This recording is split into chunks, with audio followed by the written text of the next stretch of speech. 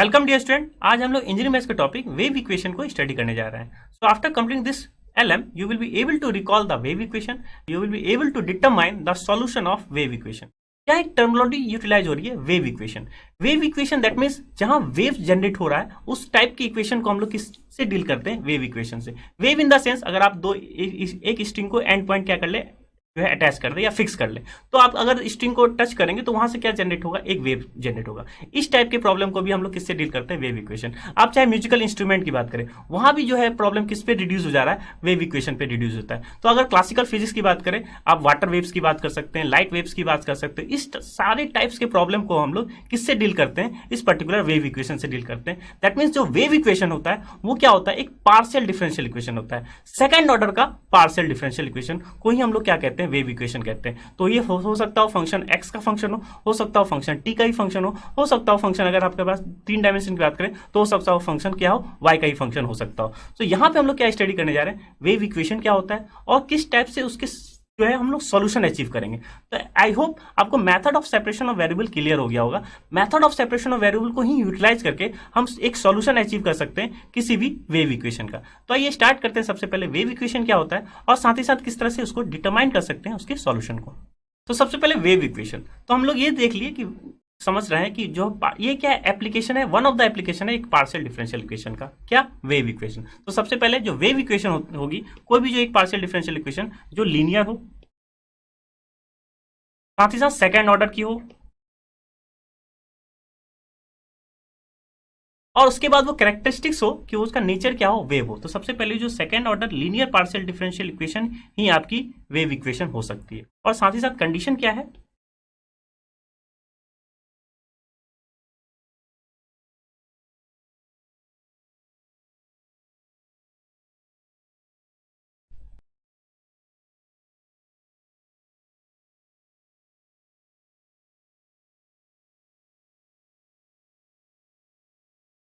तो अगर हम एग्जाम्पल पॉइंट ऑफ व्यू से सोचे तो यहाँ पे एक क्या है, स्ट्रिंग है ओ और ए क्या है, एक फिक्स पॉइंट है। ओ भी फिक्स है, ए भी फिक्स है, और हमने वाई से एक डिस्प्लेसमेंट दे दिया इस स्ट्रिंग को, और वो कोई पॉइंट है पी, इसको हम रिप्रेजेंट कर सकते हैं किससे, एक्स और कॉमा वाई से, क्योंकि कोई भी पॉइंट है, 2 डायमेंशन की बात कर रहे हैं, किसी पॉइंट को किससे रिप्रेजेंट करते हैं, x axis means x direction में और वाई डायरेक्शन में। तो यहाँ हम लोग पॉइंट पी को हम लोग किससे डिनोट कर रहे हैं, पी ऑफ एक्स वाई।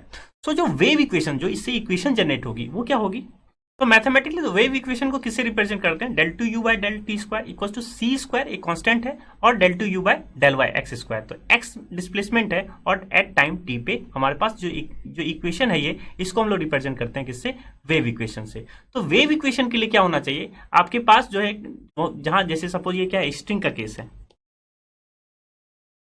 और ये जो सी है, सी पे डिपेंड करता है, गिवन प्रॉब्लम पे ये सी की वैल्यू क्या होगी, ऑब्वियसली चेंज होती हुई चली जाएगी। तो यहाँ पे हम लोग क्या स्टार्ट कर रहे हैं कि जो स्ट्रिंग के लिए पर्टिकुलर वेव इक्वेशन है जो हम लोग ने जनरेट किया है, या जो इक्वेशन है हमारे पास वेव इक्वेशन, इसको किस तरह से सॉल्व करते हैं। तो आई होप आपको वेव इक्वेशन का आइडिया समझ में आ गया हो एक पर्टिकुलर इस एग्जांपल से। और साथ ही साथ अब हम लोग ये देखेंगे कि जो गिवन प्रॉब्लम है, वेव इक्वेशन की जो गिवन प्रॉब्लम है, अब यहाँ ये देखें कि क्योंकि हम लोग मेथड सेपरेशन ऑफ वेरिएबल पढ़ चुके हैं, तो यहाँ देखिए वाई किसका फंक्शन है, जो इस कैपिटल स्मॉल वाई है वो किसका फंक्शन इन द सेंस किसके रिस्पेक्ट में डेरिवेटिव हो चुका है।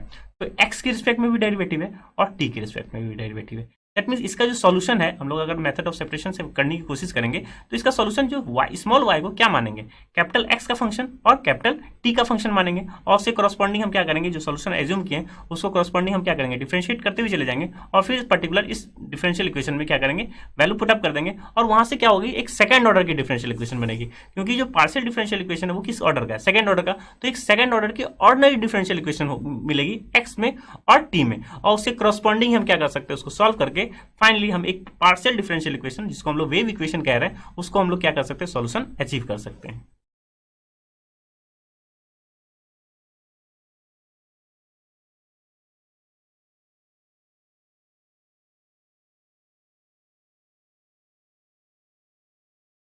तो इसके सॉल्यूशन को हम लोग अचीव किस मेथड से करने जा रहे हैं, method of separation of variable. तो method of separation of variable क्या कहता है कि जो जिसके ऑर्डर में आपके पास डिफरेंशियल इक्वेशन है, जैसे y का सॉल्यूशन चाहिए, तो y का सॉल्यूशन क्या है, capital x into capital T, क्योंकि जो डिस्प्लेसमेंट है हमने क्या लिया है, वाई डिस्प्लेस किया है पर्टिकुलर स्ट्रिंग को, तो उसी वाई का हम क्या करने जा रहे हैं, सॉल्यूशन जो है एस्टेब्लिश करने जा रहे हैं। तो मेथड ऑफ सेपरेशन वेरिएबल से इसको सॉल्व कर सकते हैं। तो method of separation of variable का जो फर्स्ट स्टेप है, जिसको हम लोग स्टेप 1 जो है नाम देते हैं कि सॉल्यूशन हम लोग एज्यूम कर लिए, let this is the solution, let this is the solution of this particular wave equation. अब इसका सॉल्यूशन एज्यूम किए तो क्या करेंगे, del two u by del t square इसका निकालेंगे और साथ ही साथ del two y by del x square निकालेंगे। तो जैसे ही पहले del two y by del t square के लिए क्या करेंगे, आप एक बार डिफरेंशिएट करेंगे विद रेस्पेक्ट टू टी, तो आपको क्या मिलेगा, del y by del t, और दोबारा डिफरेंशिएट करेंगे तो आपको क्या मिलेगा, del two u by del t square.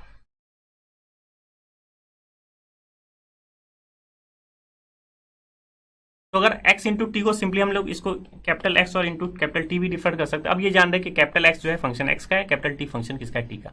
तो यहाँ x डैश हो जाएगा क्योंकि हमने t के रिस्पेक्ट में किए हैं, तो क्या होगा, x इंटू टी का डिफरेंशिएशन t डैश। तो सिंस इधर हमारे पास partial differential with respect to t निकाल रहे हैं, तो जब partial differentiate with respect to t कर रहे हैं तो हो क्या रहा है, अगर हम यहाँ देखें डेल बाय डेल टी किसका, x इंटू टी का, यही तो हो रहा है। तो del by del t x into T का, और ये जानते हैं जो एक्स है वो कैपिटल एक्स है, वो किसका फंक्शन है, स्मॉल एक्स का फंक्शन है। तो दैट मीन्स ये क्या हो जाएगा, कांस्टेंट की तरह से ट्रीट होगा, ये क्या हो जाएगा, सिंपली एक्स हो जाएगा, और डेल बाय डेल टी किसका हो जाएगा, कैपिटल टी का। और ये जानते हैं हम लोग कि जो कैपिटल टी है वो ओनली फंक्शन है टी का। तो आप डिफ्रेंशिएट करें पार्सली, दैट मीन्स आप क्या करने जा रहे हैं, इसका फुल डेरिवेटिव करने जा रहे हैं। तो इसी एक्स को हम लोग क्या लिख सकते हैं, यहाँ तो एक्स है, और ये del t by del t को हम लोग क्या लिख सकते हैं, d t by d t लिख सकते हैं।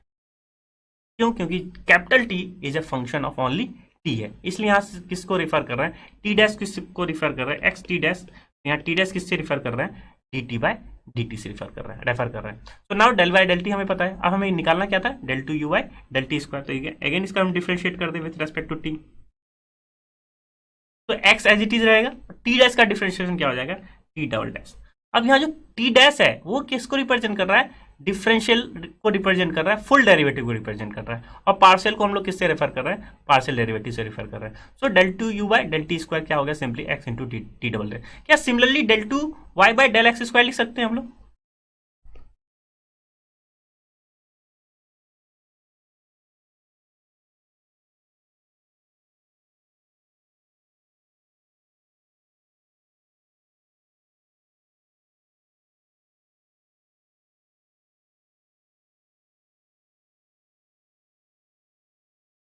तो similarly del two y by del x square क्या हो जाएगा, एक्स डबल डेरिवेटिव हो जाएगा और इंटू टी। और सिंस इसी इक्वेशन और इसी इक्वेशन को क्या करेंगे, यूटिलाइज इन द सेंस कि अगर ये सोल्यूशन है तो ये क्या करेगा, जो गिवन पार्शियल डिफरेंशियल इक्वेशन है उसको सेटिस्फाई करेगा। तो ओवरऑल हमारे पास पार्शियल डिफरेंशियल इक्वेशन क्या है, लेफ्ट हैंड साइड में del two u by del t square है, और राइट हैंड साइड में क्या है, c square time del two y by del x square. दोनों वैल्यू पुटअप कर दें,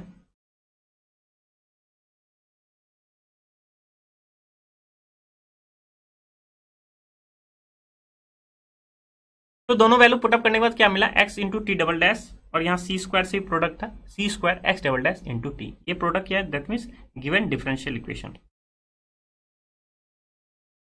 तो गिवन पार्शियल डिफरेंशियल इक्वेशन में ये दोनों वैल्यू हमने क्या कर दिया, पुटअप कर दिया। तो नाउ अब सॉल्यूशन अचीव करने के लिए क्या करते हैं, जो स्टेप 2 है उसको हम लोग क्या करते हैं, सिंपली x डबल डैश और x को एक तरफ कर लें, और t डबल डैश और t के टर्म मीन्स जो भी t का टर्म है उसको एक पास रखें, जहां भी x का टर्म है उसको हम लोग क्या कर रहे हैं, एक पार्ट कर रहे हैं। दैट मीन्स आप सेपरेट कर रहे हैं x को x के साथ, मीन्स x डबल डैश को x के साथ, t डबल डैश को t के साथ। अगर यहाँ एक डेरिवेटिव होता तो मेथड ऑफ सेपरेशन क्या होता है, t डैश t के साथ क्लब करते हैं, x डैश x के साथ क्लब करते हैं। तो हमने जैसे ही x double dash by x किया और c स्क्वायर भी था, तो t double dash by c square t कर लिया। तो यहाँ स्टेप 1 क्या हो गया, फिनिश हो गया। अब स्टेप 2 के लिए क्या करते हैं, इस जब दोनों इक्वेशन इक्वल है तो इसको मान लेते हैं किसके इक्वल है, एक आर्बिट्री कांस्टेंट c के इक्वल है। तो अब हम किसको सॉल्व करेंगे, x को सॉल्व करेंगे इंडिविजुअली और t को सॉल्व करेंगे individually by taking h dash by x equal to capital C।